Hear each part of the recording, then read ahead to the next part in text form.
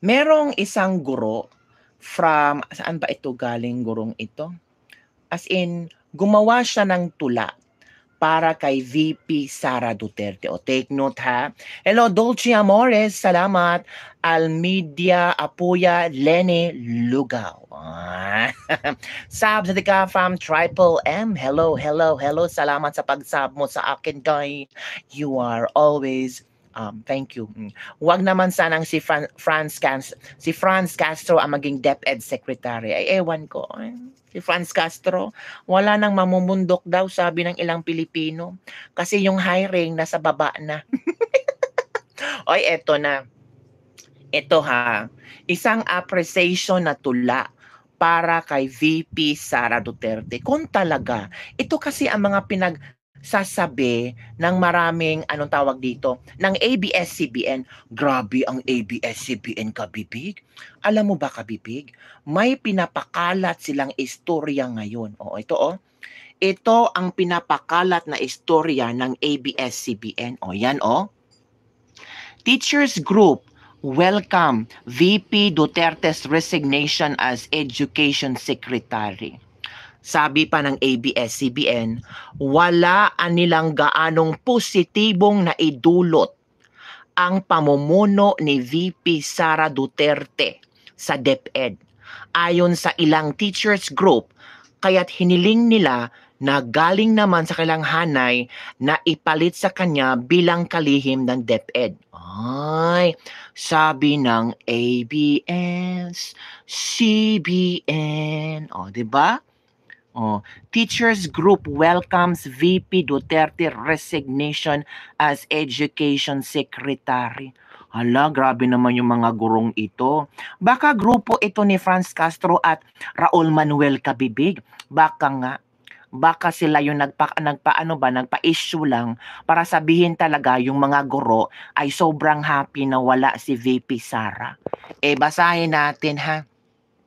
Ito ang komento ng isang netizen.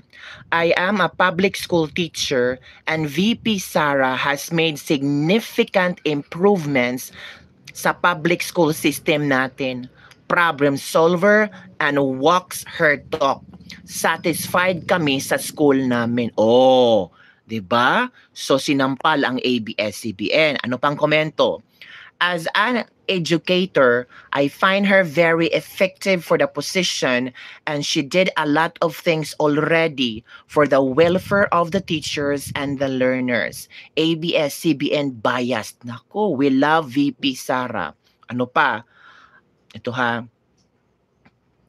Ito basahin natin ha. I don't share the same sentiment. VP Sara is not an educator, but she sure did understand our plight as teachers. Giving us 1 month uninterrupted vacation was a simple yet very significant show of concern for us. No education experts who serve as DepEd Secretary has ever thought of that. Wow! So talagang mahal ng mga guro si VP Sara Duterte. 'Di ba? Ito yung mga komento ng mga guro natin ha. Mga komento ito ng mga guro natin upon reading this post from teacher po ako. Ngayon lang ako nakaramdam ng ginhawa sa panahon ni VP Inday Sara Duterte. Sarap kay may 1 month undisturbed vacation kami at marami pang iba. Diba? The best DepEd Secretary, VP Sara. Teacher ako, but kay VP Sara lang kami nakafeel ng pagbabago. Ano yan? K-12 walang silbi. Dapat tanggalin yan, tsaka pahirap na magulang nagpapaaral. Ano ba to? Self-serving ang headline ng news kasi may galit.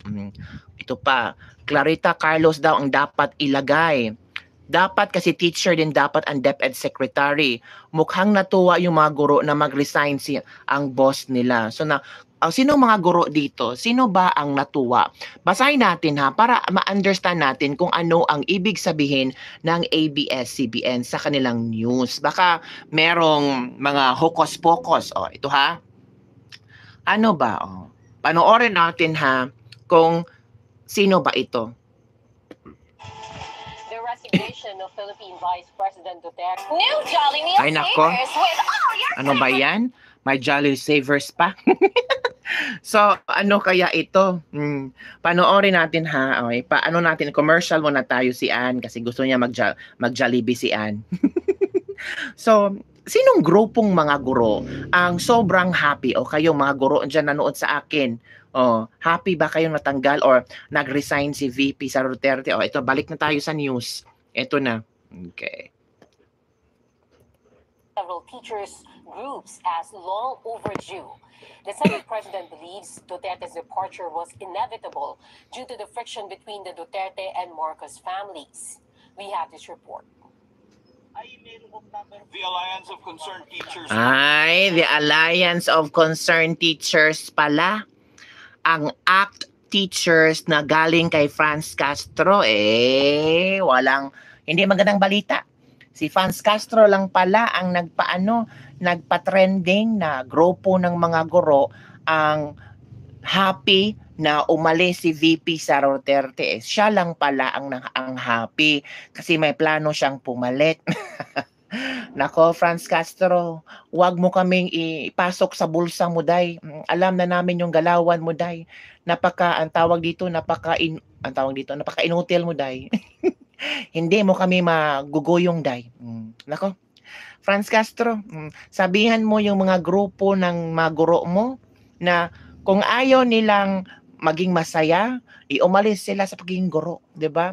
Kung hindi na na-appreciate ang ginawa ng VP Sara natin, hindi umalis na sila sa sa DepEd kasi nagsasayang lang sila ng panahon at effort. Baka itong mga grupo ni Franz Castro, ito pa yung mga guro na hindi gumagawa ng kailang trabaho. Baka ito pa yung mga guro na puro upo-upo lang, 'di ba mga kabibig? Puro nakaupo lang ba? Tapos lahat ng pinagagawa ay sa mga estudyante. May mga gurong ganun. Baka membro ito ni Franz Castro. Para talaga mahiya kayo, Franz Castro, ha? Merong isang tula na inalay ng isang teacher para kay VP Sara Duterte. At sana ay makarating ito ni VP Sara Duterte at least ma-meet niya ang tao ito, si Teacher Arnel R. Simbulas. At ito ang kanyang ginawang, 'di ba? Sa pagsaludo at pasalamat kay kalihim ni Arnel R. Simbulas, Teacher 2, Carrascal Central Elementary School, Carrascal District, Surigao del Sur Division. 'Di ba? Basahin natin kung ano ang sinulat niya. Lungkot at hinagpis ang aming nararamdaman. Luhay pumapatak nang malaman na ika'y lilisan. Di maipalawanag, pag-asa ay tuluyang binitawan sa paglalakbay sa dulo ng hangganan. Ay, marami talagang umiyak ng mga guro, kapibig. Ngiti at kasiyahan ay tuluyang nawaglit. Makabagbag damdamin sa puso at isipan biglang na nakaukit. Na naisin na huminto ang oras ng saglit, pero totoo nga at di panaginip na ang paglisan mo ay sasapit. Grabe. Sa iyong pagkawalay, pagkalinga mo'y di kailanman malimutan. Malasakit, pagpapahalaga, ipinadarama mo sa kaguruan. Tunay na direksyon ang iyong pamamahala sa kagawaran. Nararapat kang ipagsigawan, ipagmalaki at pasalamatan. Isang pagsaludo sa ilaw at sandigan ng edukasyon. Ay, galing naman gumawa nito. Pagpupugay sa ipinakita mong dedikasyon. Ika'y tanglaw sa paggabay na nagsilbing ina ng edukasyon. Tapat na serbisyo at matatag na kinakaharap ng mga hamon. Taos-pusong pasasalamat handog naming ialay sa di matumbasang pagmamahal mong tunay. Ika'y nagbigay pag-asa at kulay sa aming buhay, karapatan at dignidad sa kaguruan na sa iyo ay nakasalalay. Ang iyong pagmamahal ay nakaukit sa aming damdamin.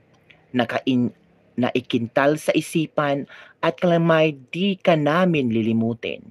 Sa maraming kabutihang ginawa mo sa amin, kahit na ikay lilisan, patuloy ka naming iibigin.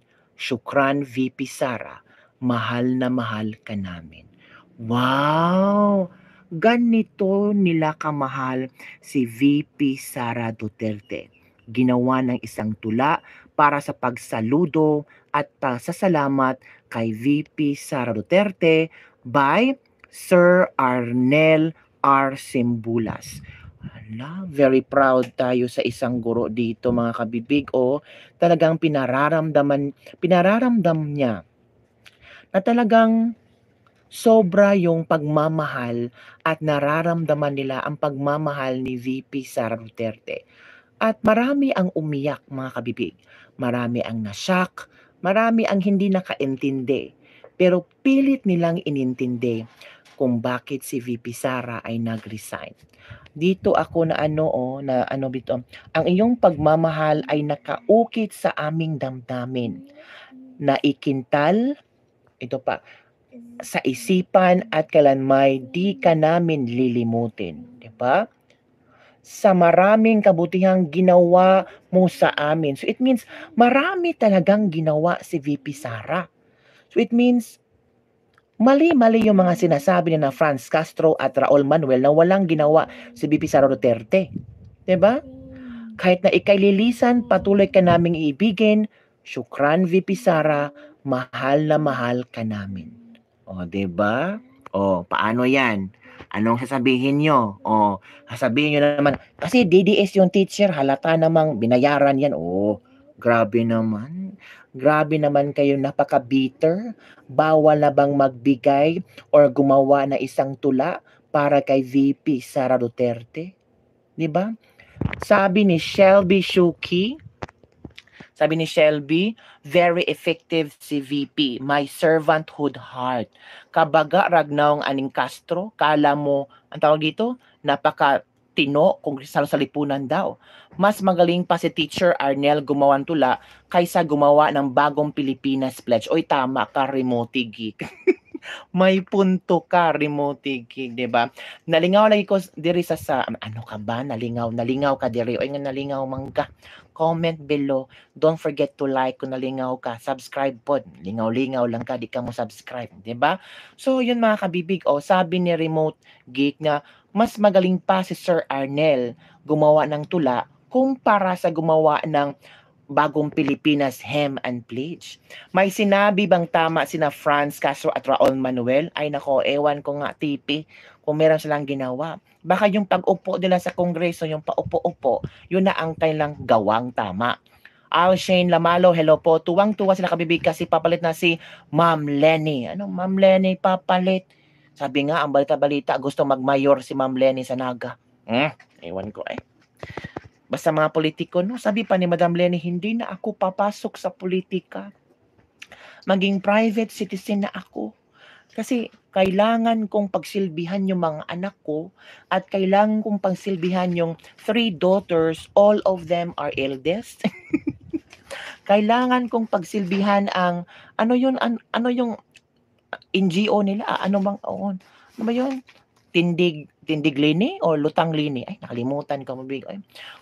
Lingaw dyan kabig. Pag si Castro papalit kay VP Sara, baka ramihan siya tayo mamundok na. Hello po mo nang pwede watching from Kuwait. Solidarity from Doreen Pagalan. Iba talaga pagaling sa puso pag sinulat compare sa minamadali lang basta. Totoo ka, Remote Geek. Kasi minamadali nila para sa Independence Day. Hindi ito minamadali kung galing sa puso ni Teacher Arnel R. Simbulas ng Surigao del Sur Division. Diba? Ang galing ni Sir Arnel. Napahiya yung sumulat ng Bagong Pilipinas, Bagong Mukha. Puro bangag ang nakaupo na. Bangag dito, bangag doon, bangag, kokak. Angat buhay yata yun. Ay, nakalimutan ko yung angat buhay. Diba?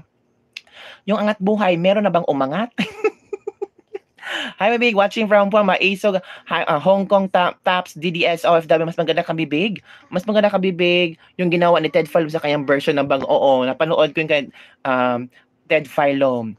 everyday na ako nagtanaw diri na sa nalinga ako kay kalma ra kaayo ba dili mas strong watching from Norway from ambitious sa ako. Sayang yung sinimula ni Senator Gatchalian at VP Sara para sa Preton, sayang ang tandem na. Hi big watching from Work City from Teen Elena's vlog. Salamat pakibig sa mga lahat ng nanood ngayon. NPA kasi yung ganyan si kayo talaga ha. Si Franz Castro, I know permanent address yan. Oh, di ba mga kabibig? So, ano ba ang ay hindi unsa mo ano ba kayo diyan? Ang sinabi ko lang, angat buhay nga yung NGO. Pero ang tanong, meron na bang umangat ang buhay nila, 'di ba? 'Yun ang tanong ko. Kung merong umangat ang kanilang buhay, edi magsalita sila. 'Di ba mga kabibig? So,